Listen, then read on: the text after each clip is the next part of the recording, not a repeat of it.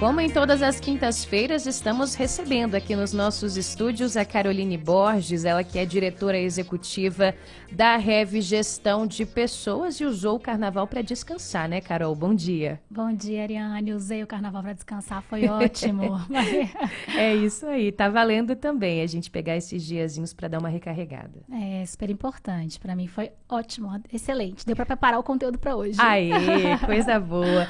Carol, a gente fala hoje sobre os desafios que chegaram e continuam chegando com esses modelos de trabalho que ganharam mais força. Alguns já existiam, mas ganharam muito mais força depois da pandemia, não é isso? Sim. O cenário é exatamente esse, Ariane. Na verdade, semana passada, quando a gente bateu um papo sobre aquela tendência muito forte para esse ano de investir no desenvolvimento das lideranças, naquele relatório do GPTW, a gente estava dando uma analisada, eu falei, bem, esse ponto aqui é um ponto importante da gente bater um papo sobre ele, porque a gente nota muito isso na Rev, quando a gente entra nas empresas para implementar RH estratégico, de como essa questão ligada aos novos modelos de trabalho vem impactando e vem tomando figura central mesmo nas discussões de estratégias de gestão. Né? Então, para você ter uma ideia, nesse relatório de tendências que a GPTW lançou semana passada, eles apresentaram como os desafios do ano passado adaptação, né? O topo da lista foi a adaptação das novas políticas e novos formatos de trabalho. Então, essa questão do trabalho remoto, o horário flexível, a jornada híbrida. 67,8% das empresas respondentes colocaram essa questão, esse tema, como um tema prioritário para o ano passado. E aí vieram, né, na sequência, os temas de comunicação interna, em segundo lugar, e saúde mental, em terceiro lugar, que tem uma relação diretíssima com a gente falar desse, por exemplo, do modelo híbrido. Né? Já para esse ano de 2023, o que entrou? Como a gente disse, a capacitação das lideranças no topo da lista, mas em segundo lugar, cultura organizacional e em terceiro, comunicação interna, que são temas muito ligados à questão do formato, né? O formato de trabalho, ele está bastante ligado e tem bastante impacto nesses dois temas.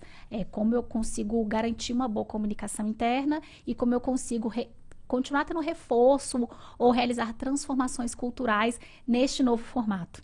Ô Carol, muita gente já sabe, mas para muitos outros essa realidade não chegou. Para nós, por exemplo, da comunicação, os jornalistas, muitos de nós não conseguem nem sequer vislumbrar uma possibilidade de modelo híbrido ou de trabalho remoto. Alguns conseguem, mas outros têm que estar nas ruas, não tem jeito. Quais são os novos modelos para a gente tentar desenhar que tem aquela possibilidade da pessoa só ficar em casa, ir na empresa um dia da semana, ou às vezes nem ir, meio período cá, meio período lá? Como é que tem funcionado? Na verdade, alguns segmentos, como você mencionou, mesmo durante a pandemia, claramente, né, por atuarem às vezes na área de alimentação, supermercados, área de saúde, né? Então áreas ali de atendimento básico e necessário foram áreas de profissionais que não puderam, não se falou em nenhum momento em você estar no híbrido. Mas muitas áreas de serviço, áreas que às vezes não são até, por exemplo, varejo, mas eu tenho a área administrativa, então trabalham com modelos distintos. Então, quando a gente fala do modelo presencial, é um modelo que a gente experimentou fortemente a vida inteira, de ir trabalhar todos os dias num local físico, né, num escritório físico. O modelo 100% remoto eu nem apareço na empresa, eu trabalho da minha casa ou de onde eu quiser no mundo, neste formato, e mesmo antes da pandemia, principalmente para profissões que eram muito específicas, profissionais que a gente brinca, moscas brancas, né? Então, dificílimos de achar, às vezes estavam atuando numa outra cidade e eram contratados por uma empresa para prestar determinado serviço de forma totalmente remota, né? E às vezes de qualquer lugar do mundo, e claramente isso se intensificou com a pandemia. E o que se fala muito hoje, eu acho que o modelo que está mais em voga é o híbrido. Ou seja, como você mencionou, eu tenho parte da minha atuação presencial, 3 vezes na semana, 2 vezes na semana na empresa, e os outros 2 dias ou 3 dias de qualquer outro lugar. Então, de casa, da praia, né, de onde eu estiver. E obviamente que esse modelo, ele traz desafios para todo mundo, né? Mas até antes da gente começar a falar nisso, é importante a gente lembrar, gente, daquele momento, parece que vai ficando na história mesmo, né? Para a história. Mas aquele momento em que, de repente, todas as empresas precisaram passar todo mundo para o modelo remoto.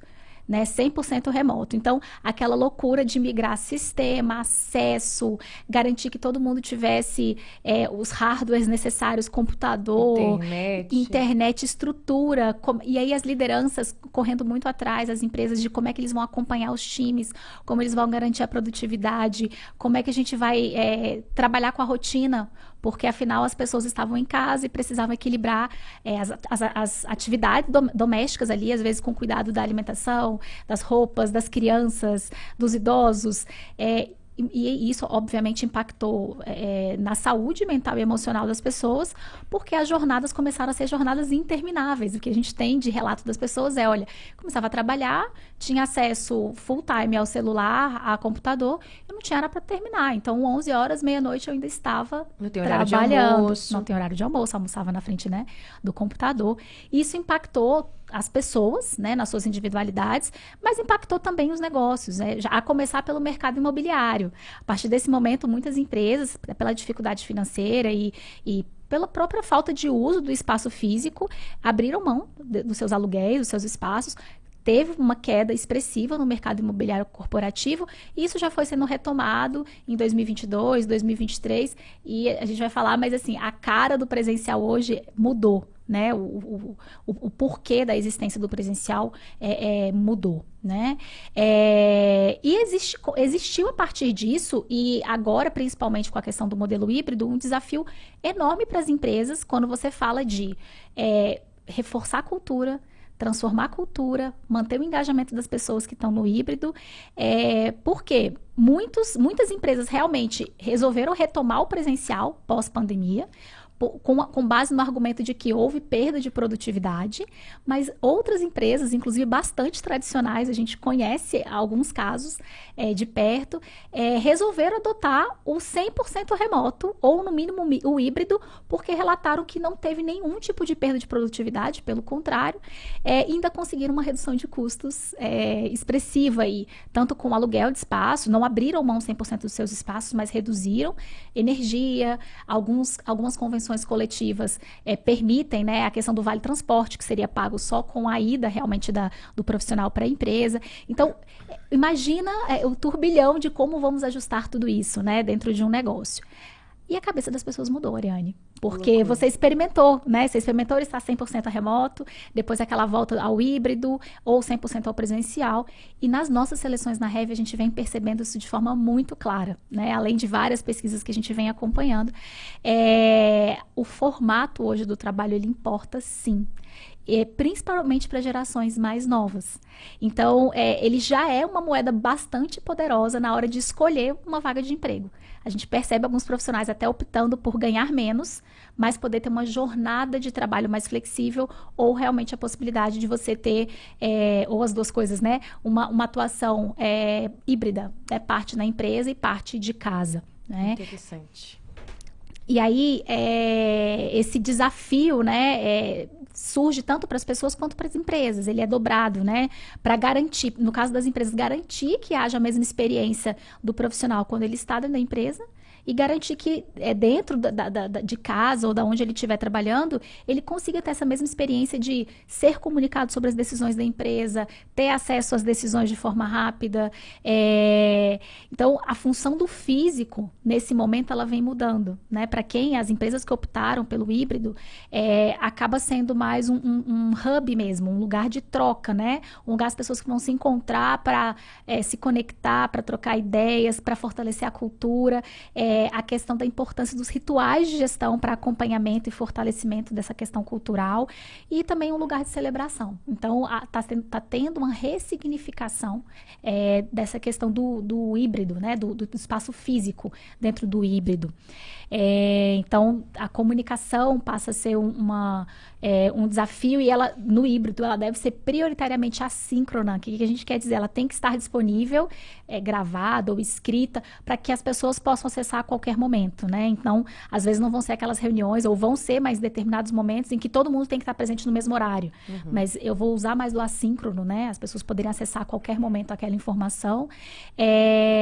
O acompanhamento, existem formatos de acompanhamento mais adequados, né, para esse formato híbrido.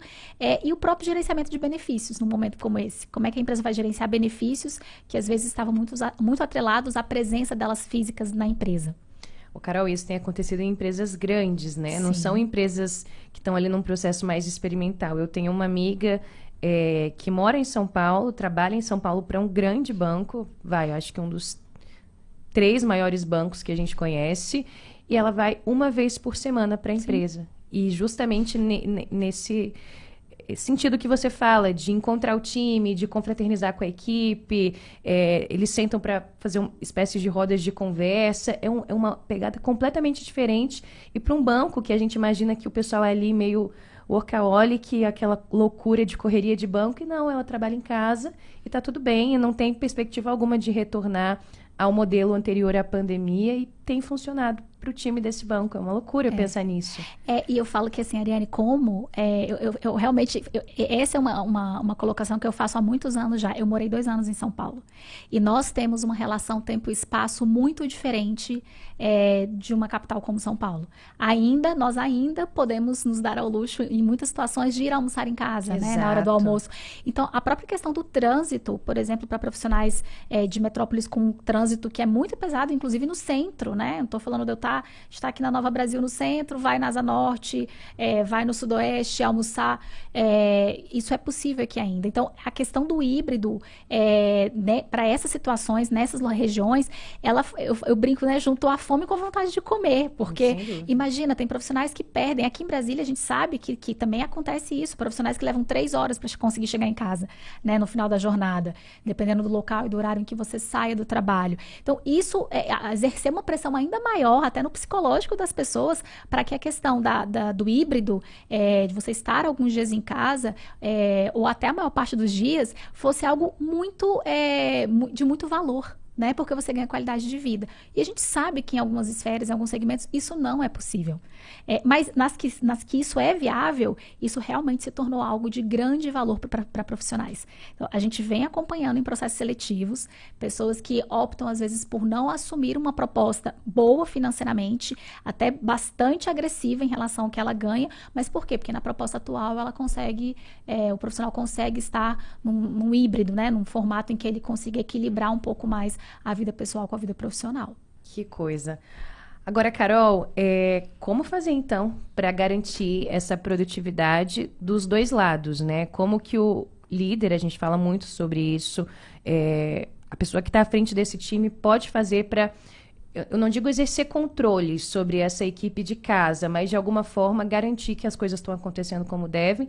E do outro lado, como é que a pessoa de casa ou nesse movimento híbrido pode também se organizar a ponto de render o mesmo ou até mais do que estando fisicamente na empresa. Eu acho que o primeiro ponto quando você tem esse modelo híbrido, e isso está sendo muito estudado ainda, Ariane, ainda não tem uma receita de bolo ou uma fórmula pronta.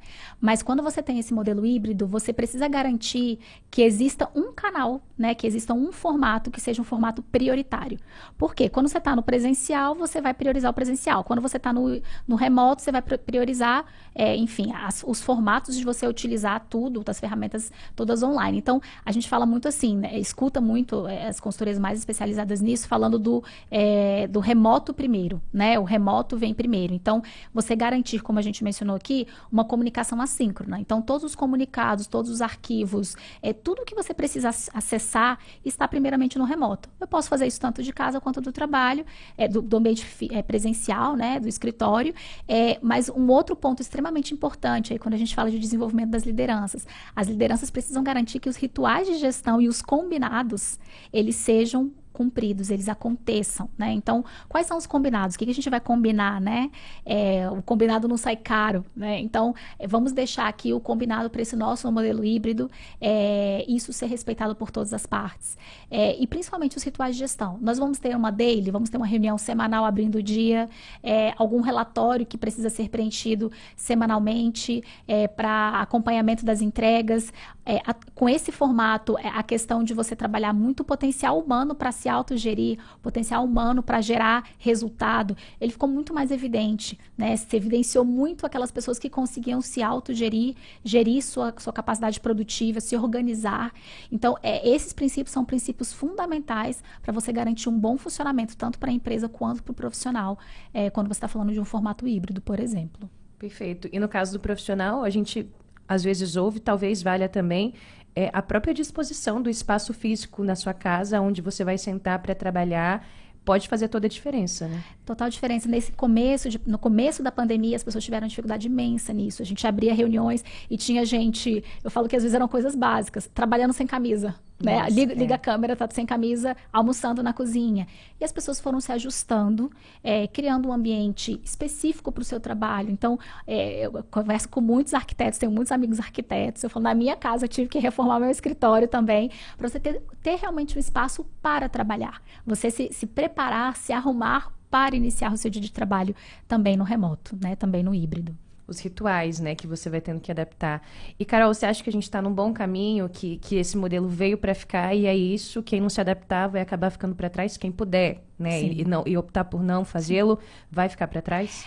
Ariane, eu não vou nem usar a palavra para trás, mas é importante que os empreendedores, as lideranças que podem fazer isso e optam por não fazer, que elas, obviamente, todo empreendedor considera os riscos. Você sim vai competir por talento agora também, não só por fatores ligados à remuneração. Mas quando você fala de ter essa moeda de troca do híbrido, é uma moeda de troca forte. Então, você tem que estar ciente disso.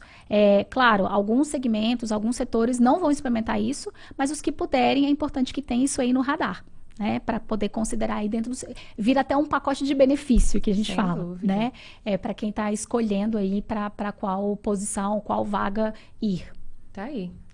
Agora são 8h34. Essa foi Caroline Borges, diretora executiva da Rev Gestão de Pessoas, sempre com a gente às quintas-feiras.